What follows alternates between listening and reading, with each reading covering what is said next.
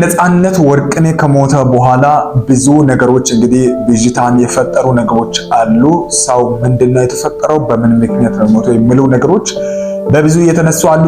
ለነዚህ መረጃዎች ትክክለኛ የተጣሩ መረጃዎችን ወደ እናንተ ላደርስ ነው የመጣሁት ማለት ነው።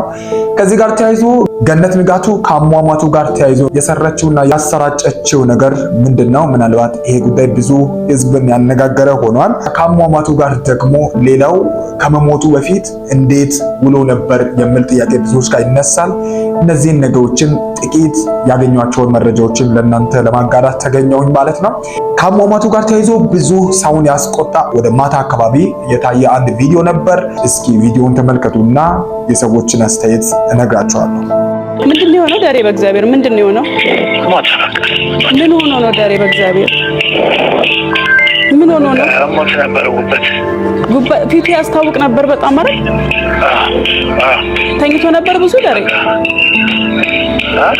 ተኝቶ ነበር ብዙ አይ ዛሬ ነው ታራ ሄዶ በእግሩ ሄዶ ሆስፒታል ሲያመው ደህና ነበር ማታ ጠዋትም ስራ ሊገባ አማመኝ።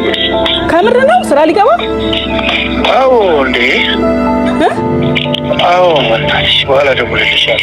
ይሄ እንግዲህ ምናልባት ለሰው ከማሳወቅ አንፃር ያደረገችው ነገር መልካም ቢሆንም ግን የተደረገበት ሰዓት ይሄ ቪዲዮ ፖስት የተደረገበት ሰዓቱ ብዙዎችን ያስቆጣ ሆኗል። ምክንያቱም ሰው መረጃውን ሳያውቅ በፊት አይደለም ይሄ የተደረገው። ብዙ ሰው ካወቀ በኋላ እሷም ካወቀች በኋላ መረጃው አዲስ እንዳልሆነ እያወቀች ሚዲያ ፊት መታቆጭ ብላ ይሄንን መቅረጽ ለምን አስፈለገ፣ በሰው ሀዘን መጫወት ለምን አስፈለገ የሚል ነገር እንግዲህ ብዙ ኢትዮጵያውያን እያነሱ አሉ።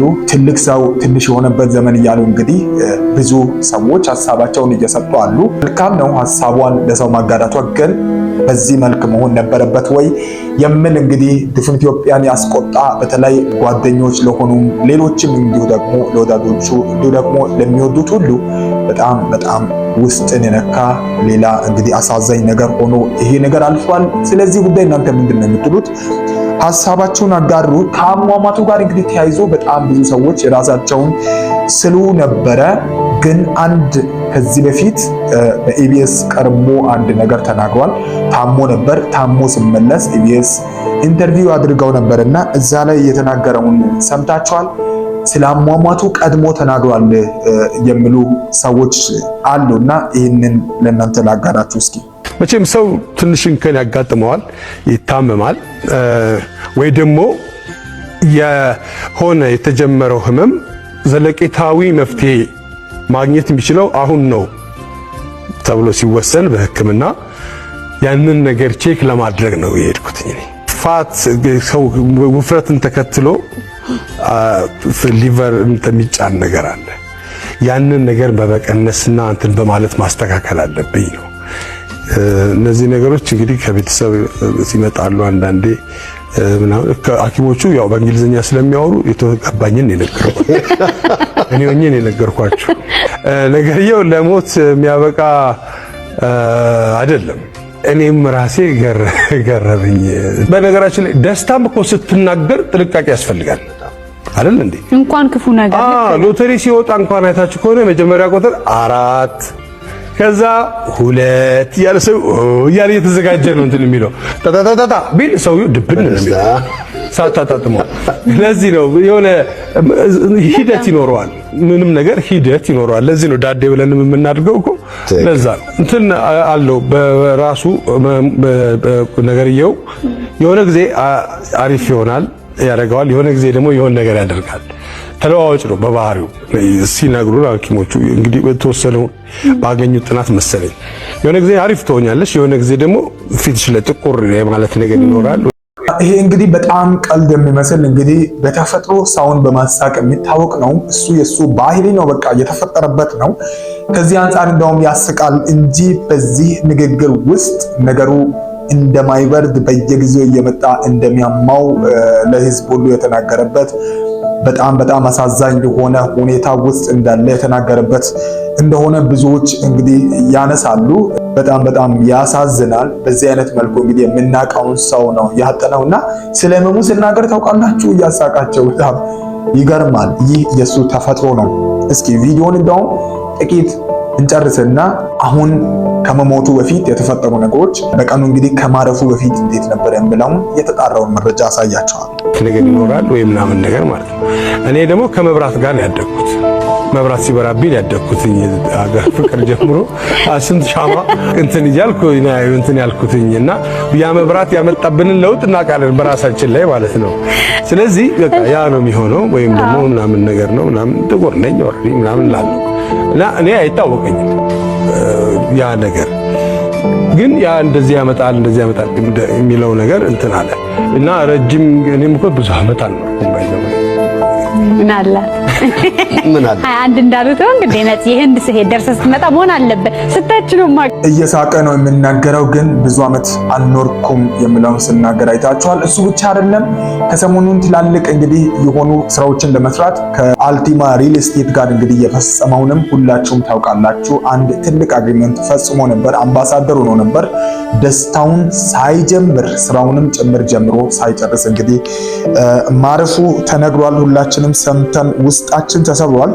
ከአሟሟቱ ጋር ተያይዞ ብዙ የሚባሉ ነገሮች አሉ። ግን የተጣራን መረጃ አንድ ጓደኛው የተናገረው ነገር በጣም ለብዙዎቻችን ሁላችንም ከዚህ አንጻር ልናቅና ልንረዳ ይገባል። እንዴት ሞተ፣ ምንድነው የገጠመው ለምለው አጭር ነገርን ከገዛ ጓደኛው የተሰማውን ነገር ለእናንተም ላጋራችሁ እስኪ። ስለ አርቲስት ነጻነት አሟሟት ቴዎድሮስ ተክለአረጋይ የሚከተለውን ብሏል። ዛሬ ጠዋት ወደ ስራ ሊሄድ እየለባበሰ ነበር። ህመም ሲሰማው ጓደኛውን ጠርቶ ወደ አይሲኤምሲ ሆስፒታል ሄዱ። መንገድ ላይ ያለም ህመሙ እየባሰበት ነበር። ሆስፒታል ከደረሰ በኋላ ምሳ ሰዓት ገደማ አረፈ። ፖሊሶችም በሆስፒታሉ ተገኝተው ሙያዊ ምርመራ ስራቸውን አከናውነዋል። የአርቲስቱ የቀብር ስነ ስርዓትን በመጪው እሁድ ጥር 10 ቀን 2018 ዓ.ም በመንበረ ጸባዖት ቅድስት ሥላሴ ካቴድራል በክብር እንደሚፈጸም ቤተሰቦቹና ወዳጆቹ አስታውቀዋል። ኑሮዋን በአሜሪካ ያደረገችው ባለቤቱ እሁድ ጠዋት ከአሜሪካ አዲስ አበባ የምትገባ ሲሆን እሁድ ከቀኑ 6 ሰዓት ላይ ስርዓተ ቀብሩ በቅድስት ሥላሴ ካቴድራል እንደሚፈጸም ተነግሯል። በጣም የሚያሳዝን ጠዋት ስራ ልገባ እየለባበሰ ነበር ነው የተባለውና ወረዲ ጓደኛው ነው የሚናገረው። እየለባበሰ ነበር። ከዛ በኋላ ጤና አልተሰማውም። ወደ ሐኪም ቤት ልክ ደረሰ። ከዛ ወደ ሐኪም ቤት ከደረሰ በኋላ ወረዲ ወደ ምሳ ሰዓት አካባቢ ማረፉ ተሰምቷልና ይሄ በጣም ብዙዎቻችን ልናስተውል የሚገባ በዚህ ምድር ብዙ የምንኖር ለምንመስልም ጭምር ትልቅ ነገርን እየጣለ እጅግ በጣም አሳዛኝ የሆነ ሀዘን ነው። ኦልሬዲ የሆነ በሽታ ነበረበት። ያ በሽታ ደግሞ በየጊዜው ትሪት እያደረገው ነበረ። እዚህ ኢቢኤስ ላይ የተናገረውን አይታችኋልና በየጊዜው እንደሚያደርገው ኦልሬዲ ጠዋት ተሰማው። ስራ ለመውጣት ስል ወደ ሐኪም ቤት ደረሰ። ከደረሰ በኋላ እንግዲህ እንዳረፈ ተሰምቷል። ኦልሬዲ መደረግ ያለበት ነገር ተደርጓል። እንግዲህ የቀብር ስነ ስርዓቱ እንደሚፈጸም ነው የተነገረው። ከዚህ ጋር ተያይዞ ከመሞቱ በፊት በራሱ ኢንስታግራም ገጽ ላይ አንድ ነገርን አጋርቶ ነበር ከሳምንታት በፊት እና ይህን ጉዳይ ሰው ልብ ብሎ ስላልተመለከተ እንጂ ይታወቀው ነበረ ያዝባሉ መረጃዎች ሲወጡ ተመልክቻለሁ። ነፂ ከጥቂት ሳምንት በፊት እንደዚህ ብሎ ነበረ። እቺ ፎቶ ለማስለቀሻ አሪፍ ናት። ከላይ እንግዲህ እንደምትመለከቱት በኢንስታግራም ገጹ ላይ ይህንን ፎቶ ለቆ እንግዲህ ካፕሽን ላይ ይቺ ፎቶ ለማስለቀሻ አሪፍ ናት ብሎ ለቆም ነበረ። እኔ ራሴ እኮ አይቼ ነበር። የምር ምገርማችሁ ሁላችንም ይህንን ምናልባት በኢንስታግራሙ ገጽ አይተነዋል፣ ግን አልነቀንም። ታውቃላችሁ አለ ብለን ነበር። በቃ በመሳቅ ስለሚታወቅ በቃ ፋን ስለሆነ ሁላችንም በቃ ያለ ይመስለን ነበርና እኔም ራሴ ማይቻለሁ። እንዴት ሆኖ ምን ሊሆን ነው የምን እንኳን ጥርጣሬ እንኳን ውስጥ ላይ አልገባም። ጀስት ፋን ለማድረግ እንግዲህ የለቀቀው ነገር ነው ብዬ ነው ያሰብኩትና ሁላችንም በዛ ልክ እያለን ነው ድንገት ነፃነትን ያጠነው። እስኪ ሌላም ነገር የጻፈው ጽሑፍ ነበር። እስኪ ፍቅር ሰው ሲሞት እንኳን አይጠፋም፣ ወደ ኋላ ይቀራልና የማንቋቋመው ይሆናል። በጣም ነው የሚያሳዝነውና ፍቅር እንግዲህ ምን ያህል አቅም እንዳለውና ለመቋቋምም ጭምር ለኢትዮጵያም ሕዝብ የሚከብድ ሀዘን ሊሆን እንደሚችል በውስጡ ይሰማው እንደነበረ የሚያልፍበትን ሁኔታ ያወራ ነበረ ማለት ነውና እጅግ በጣም ያሳዝናል።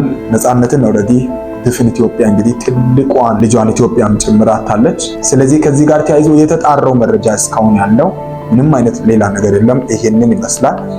ይሄንን አስተውለን ሁላችንም ለቤተሰቦቹ እንዲሁ ደግሞ ለልጆቹ ለባለቤቱ የመጽናኛ ቃል ሁላችንም በዚህ ኮሜንትም እንጻፍላቸው። እንዴት ማመን ይቻላል?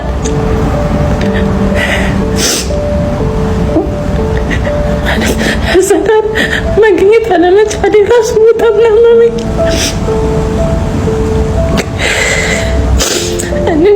ለቤተሰቦቹ እግዚአብሔር መጽናኛውን ይስጣቸው። የሁላችንንም ሳቅ ነው የሚወሰድክብን። እነዚህ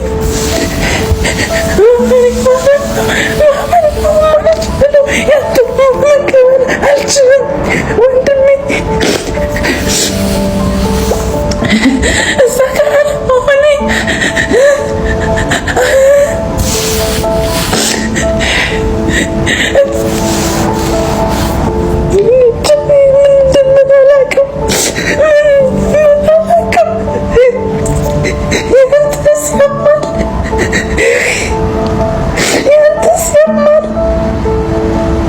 ስላችሁ ምን እንደሆነ ታውቃላችሁ? የመጨረሻ የምነግራችሁ ወደ ሶሻል ሚዲያ መግባት የእውነት እያስፈራኝ አለ። ይሄ ሁኔታ እስኪያልፍ ድረስ ሶሻል ሚዲያን ማየት በጣም አስፈሪ ሆኗልና ሀዘን ብቻ ነው የማየው፣ የሚታየው ሀዘን ብቻ ነው። የማረፉ ጉዳይ ድፍን ኢትዮጵያን ያሳዘነ ከመሆኑ አንጻር ሀዘን ብቻ ይታያል። እንግዲህ ለቤተሰቦቹ መጽናናትን እንመኛለን። እኛም ከልብ ማዘናችንን ደግመን ደጋግመን እንግዲህ እየተናገረን አለን። የኢትዮጵያ ሕዝብ በአጠቃላይ መጽናናትን እንግዲህ እንዲሰጠን እንመኛለን። በሌላ አዲስ ሀሳብ እስከሚገናኝ ሰላም ነው።